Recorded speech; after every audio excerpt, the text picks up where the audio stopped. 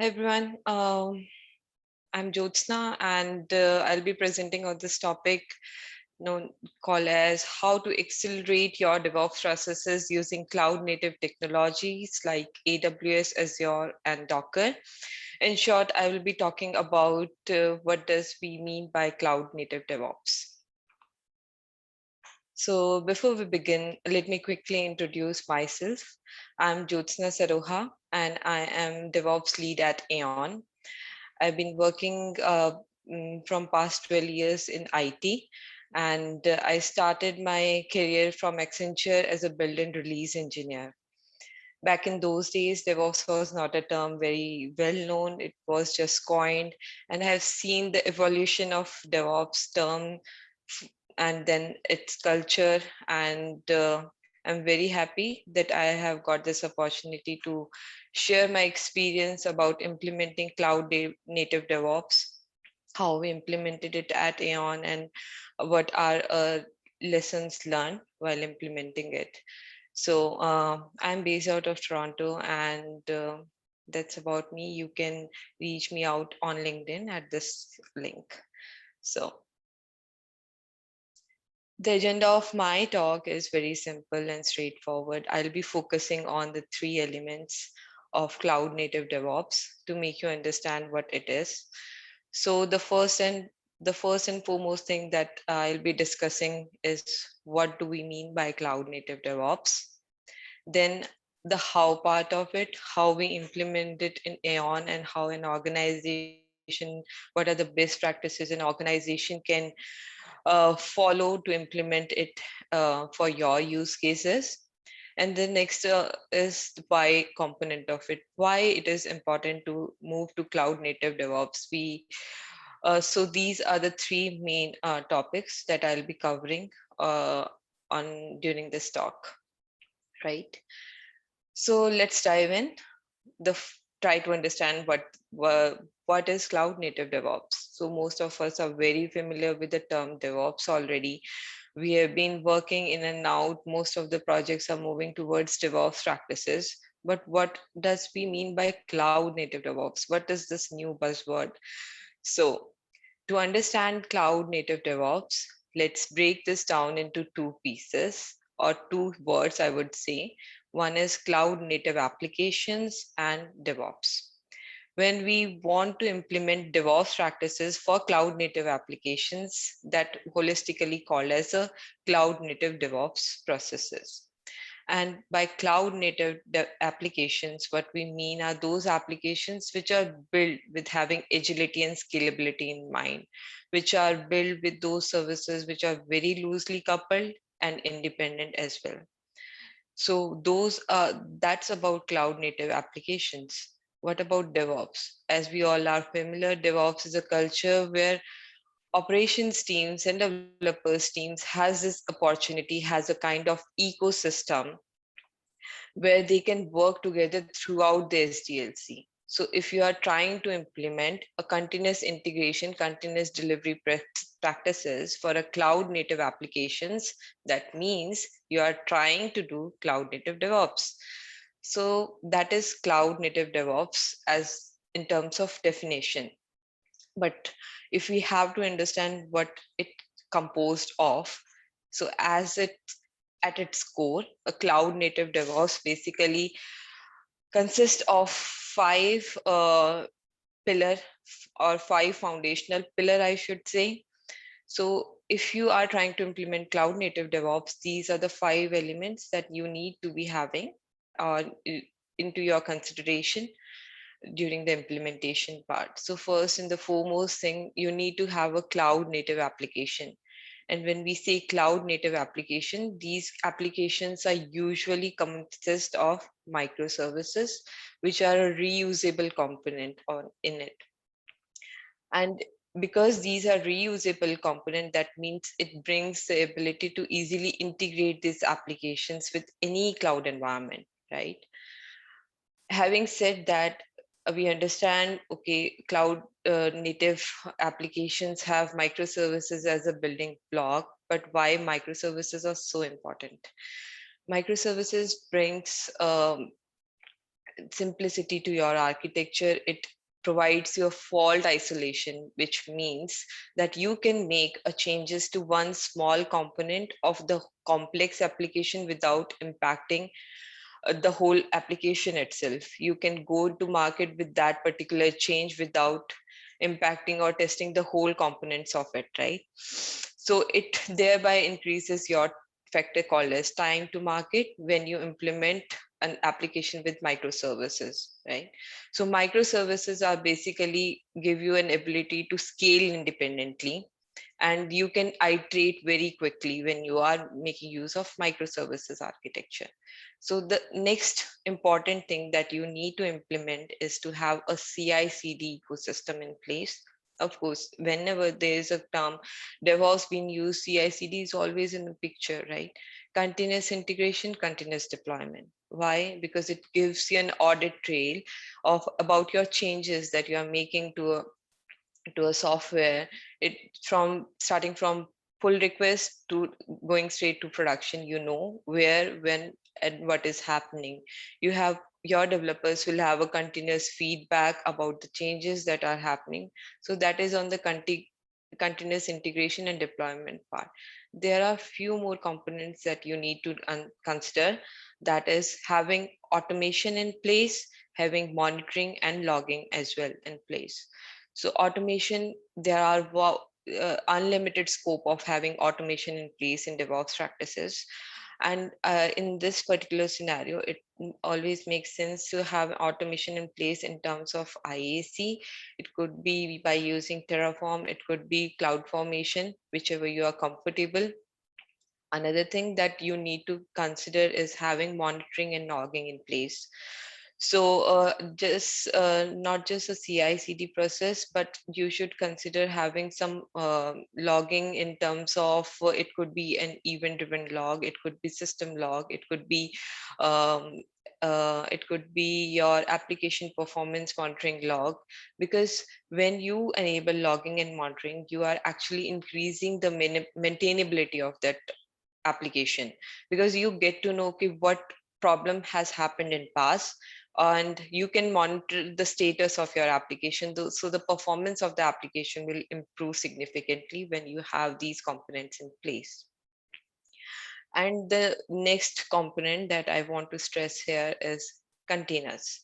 So containers are again very important if you are trying to implement cloud native DevOps. Why? Because containers are great enabler of a cloud native DevOps or cloud native application. We know that containers not only make the application a lot more portable, because you are baking everything in and packaging it as an image. That image will have the code, its runtime, its dependency, everything. So first thing, it brings the portability to your application. And the scenario that we want to achieve, that it works on my machine, it should work on production, can be easily achieved using containers technology like Docker, having Docker into picture. Not only that, containers are very lightweight, as we all know, and it gives you a layer of abstraction where the application will be independent of the OS or the runtimes, right? And it will have environmental consistency across your dev prod and different stages that you have in your SDLC, right? Apart from that, it helps, it's like it makes your application a lot more transparent, and everyone will be using the same image that is deployed in lower environment. So that is the main point of having containerization in place. The next and the a very important thing that that comes into picture when you are making use of container is to have some control plane in place, and the most popular one, as we all know, is Kubernetes. So Kubernetes, as we know, is a container orchestration technology. And these container orchestration technology could be Kubernetes, it could be AKS, it could be EKS, it could be ECS. So all these container technologies will actually helps you to monitor the health of your containers. It will help you to scale up, scale down your infrastructure. It will help you to manage your resources in a cluster very efficiently. So it always makes sense to have a container orchestration in place. And the next and the last but not the least, and the very basic thing that you would need when you are trying to adopt to cloud native DevOps practices is to have cloud native infrastructure. As we all know, we have a different choices to make. We could adopt to a private cloud, we can adopt to public cloud, we can have hybrid cloud, how we have it in Aeon. And you have different options to choose from. It could be AWS, Azure, and Google Cloud as well. So a cloud native infrastructure is for sure is what you need when you are considering towards making a shift towards a cloud native DevOps practices. So since we have covered what it is at its core, the next thing that I want to talk about the how component, how we implemented this particular cloud native DevOps processes into Aeon. And I will be talking about two different use cases. As I mentioned, we are making use of AWS as well as Azure. So I want to first talk about how our pipelines look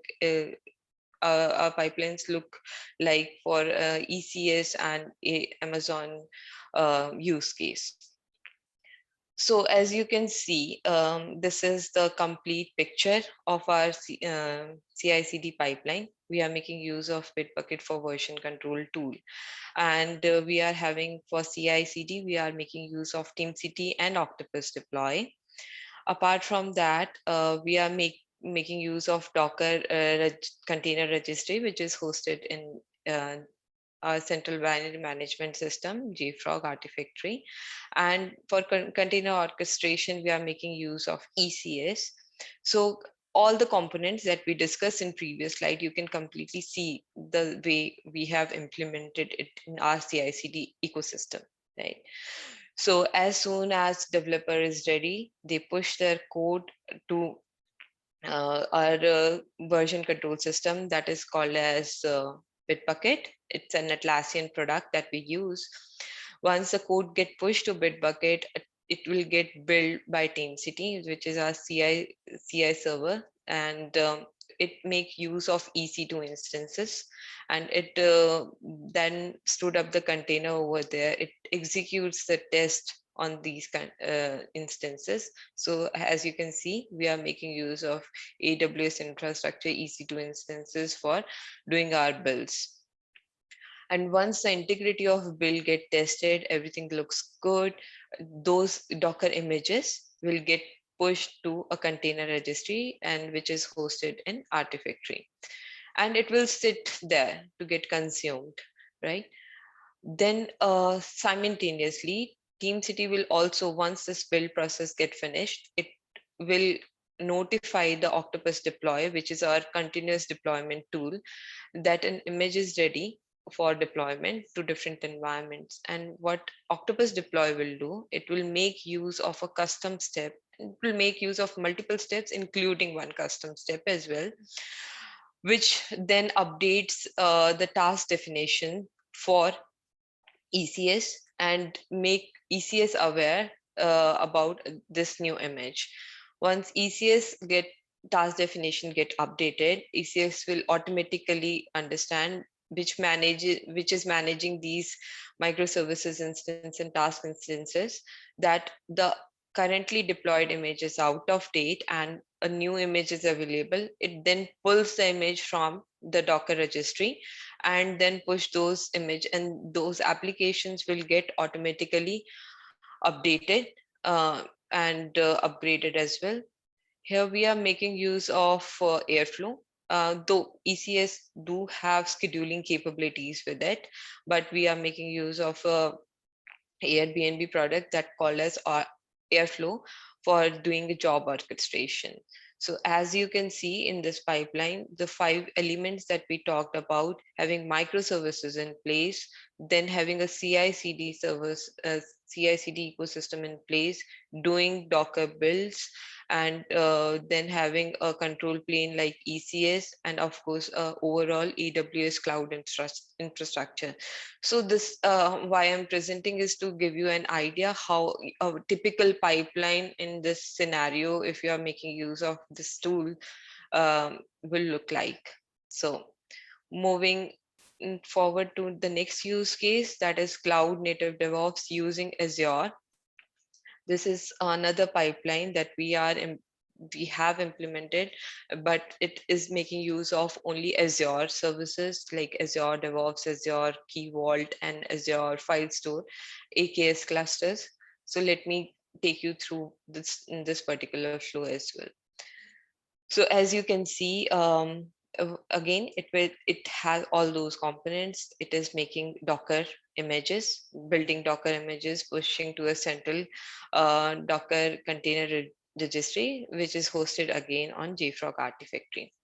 So let's begin. Whenever a developer is ready, they push the code to Azure repos. Azure repos are mostly Git-based here in our company, and then it triggers the build and a build pipeline in Azure DevOps. The build pipeline obviously goes through all the usual stages like get the source, install tools, build solution, run test, make a Docker build, and publish the artifacts. One additional step that you can see over here is that we are making use of X-ray. X-ray is for vulnerability scanning, and these builds which are there for Azure use cases are basically making use of Docker and want to have security in place as well. So we have integrated our build pipelines with X-ray, which is again JFrog product and helps you to identify your security vulnerabilities and notify you if there is any violations. Right. Once this image is baked, it will get pushed to JFrog Artifactory for consumption.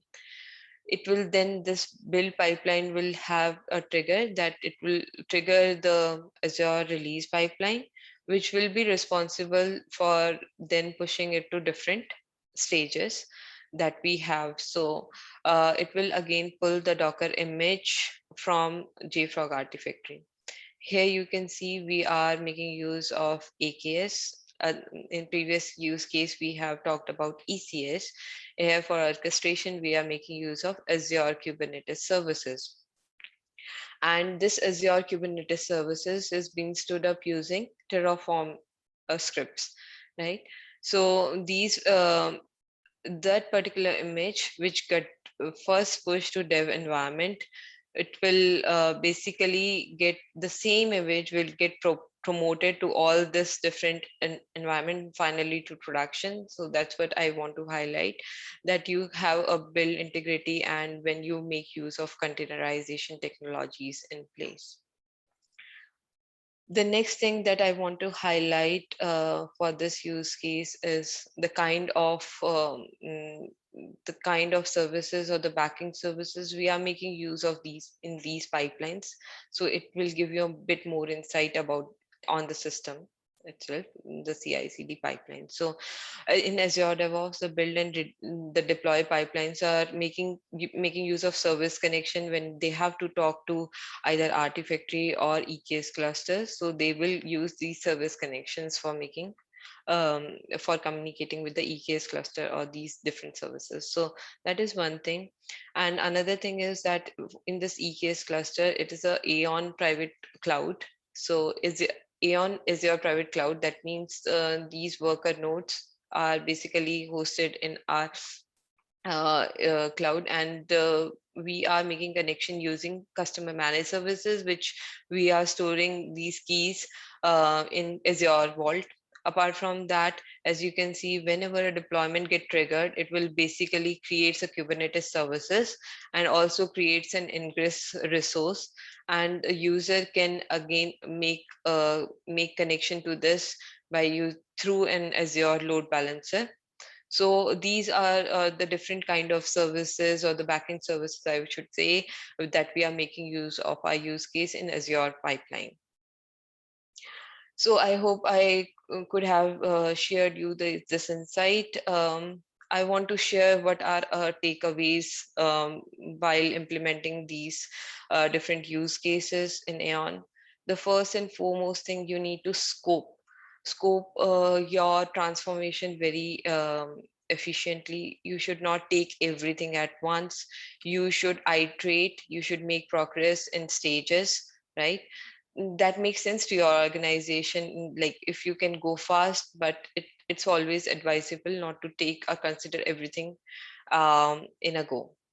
Then when you have to do such kind of transformations from the normal DevOps to conventional apps, monolithic apps to cloud native applications, of course you need to have some time foundations, and for that you need to consider an organizational constraints on the changes that you can do to those applications, because your cap might restrict your changes. So there might be some upcoming releases. So all these things that you need to consider.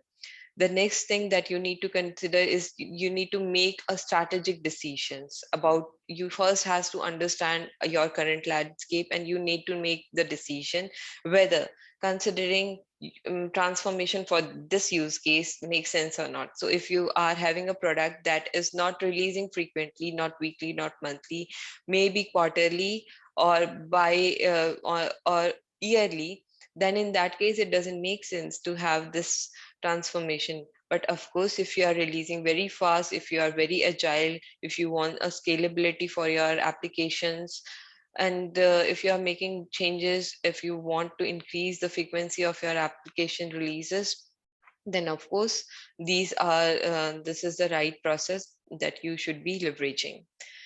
You should make use of a center of excellence, at how we are making use of at Aeon, because it will help you to lead the change more seamlessly across organization.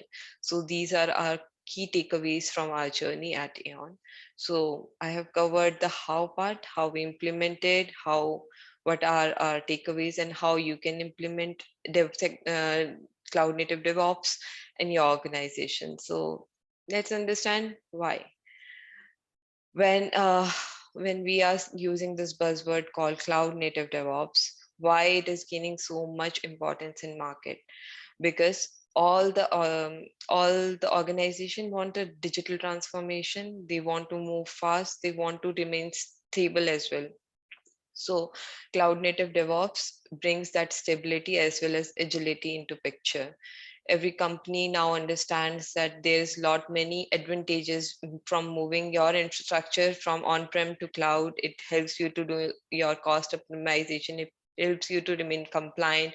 It helps you to scale up down and scale down your infrastructure at a go. So considering all the goodness of cloud that you can leverage, apart from that, the if you want to release frequently, if you want to improve your time to market, and if you want to have continuous monitoring in place with all that thing that can only be delivered through DevOps processes. So of course it makes a lot of sense to business teams to adopt to a cloud native DevOps, because it brings a lot of value to your organization. Not only that, it has been a prediction that by the end of this year, 80% of companies will increase their adoption to cloud-centric infrastructure and applications. If this is a trend, and if we understand that there's a lot of benefits in moving towards cloud native applications, it always makes sense to adopt to the cloud native DevOps practices. And that completes the why part. I hope I would able to answer your queries or your curiosity, would able to feed your curiosity around this topic. And I'm I would like to thanks for attending my talk. And if you have any questions, feel free to reach out to me on LinkedIn. And thanks a lot.